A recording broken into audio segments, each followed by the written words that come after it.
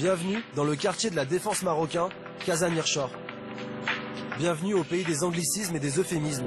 Ici, on ne dit pas délocalisation, non.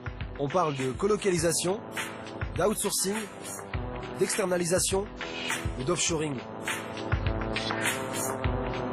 Autant de termes qui signifient tous la même chose. Ce grand ensemble de bureaux construit en 2008 par le gouvernement marocain pour développer les métiers du tertiaire ne cesse de s'agrandir.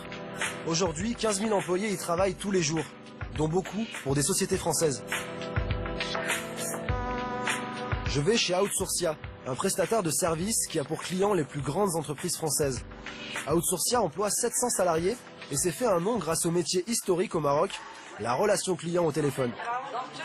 Dans ce cas, Madame Picard, moi je vais enregistrer rapidement votre commande pour ne pas trop vous retenir au téléphone. En cadeau, vous aurez un saladier en céramique. Youssef Shraibi, le patron, me guide parmi les plateformes et les différentes activités de sa société. Sur ce plateau en particulier, vous avez un peu plus de 120 personnes qui travaillent sur différents types d'opérations. Donc des opérations aussi bien de support commercial, par exemple, vous voyez des personnes avec des casques, mais également des opérations plus de back-office ou bien d'informatique. Donc vous avez par exemple sur cet espace des personnes qui travaillent sur du traitement de commandes, des commandes qui arrivent en France et qui sont saisies et traitées à Casablanca. Alors là, vous regardez par exemple, la personne, elle travaille en double écran.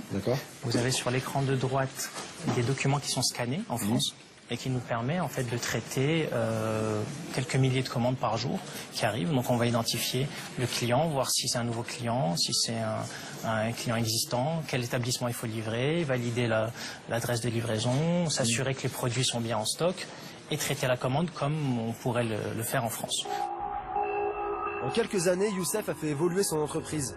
Il est passé du simple service téléphonique au traitement administratif des commandes, ce qu'on appelle le back-office, et maintenant il compte se développer sur les métiers les plus qualifiés. Là, non, les gens n'ont pas de téléphone là non plus. Non. Alors là, on va le faire de loin, parce que je ne veux pas m'approcher.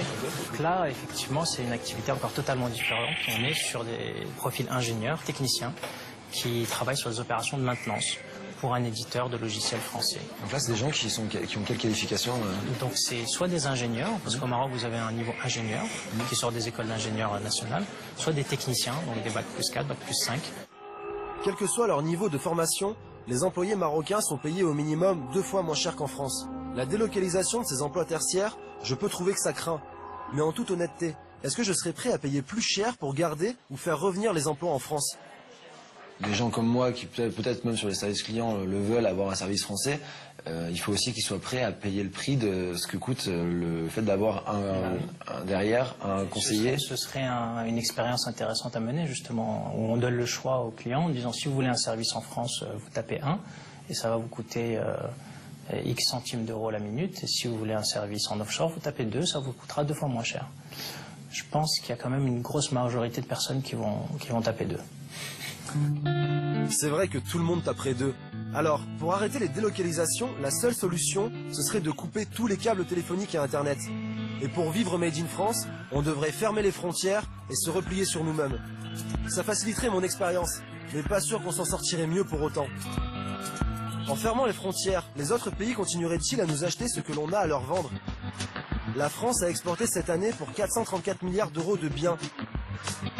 Et notamment ce tramway fabriqué entre La Rochelle et l'Alsace qui traverse Casablanca. Preuve que le Made in France, c'est bien aussi quand il s'exporte. Et moi, ça me permet de me déplacer français à l'étranger. Et c'est plus facile que de me nourrir.